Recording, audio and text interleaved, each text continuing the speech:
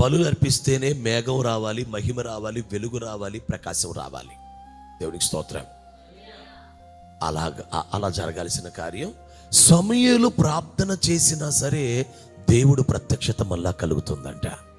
సమూయేలు ప్రార్థనకి దేవుని వెలుగు, దేవుని కృప, దేవుని కార్యాలు ప్రజల మధ్య జరుగుతున్నాయి. యెహోవా హస్తం పనిచేస్తుంది, శత్రువుల మీద ఇశ్రాయేలుకు విజయం వచ్చేస్తుంది. అంటే గుడారపు పరిచర్య జరిగితే, బలులు అర్పణలు జరిగితే ఎంత గొప్ప కార్యాలు జరుగుతాయో ప్రార్థన చేస్తుంటే కూడా ఇవే జరుగుతున్నాయి. అంటే దేవుడు సమూయేలు కాలంలో ఏం చేశాడంటే యాజకత్వ పరిచర్య ప్రార్థనా పరిచర్యతో సమానం చేశాడు. అంటే అక్కడ బలిపీఠం, గంగాళం, దీపవృక్షం, బల్ల, ధూపవేదిక, మందసం, కరుణాపీఠం, ఇక్కడ జరగాల్సిన పరిచర్యలన్నీ జరిగితే మేఘం, మహిమ, అగ్ని, స్వరము వినబడతాయి. ఇప్పుడు దీని అంతటితో సమానంగా ఒక వ్యక్తి ప్రార్థన చేస్తే కూడా మహిమ, అగ్ని, ప్రసన్నత, వెలుగు, ఆత్మకార్యం అన్నీ జరుగుతున్నాయి.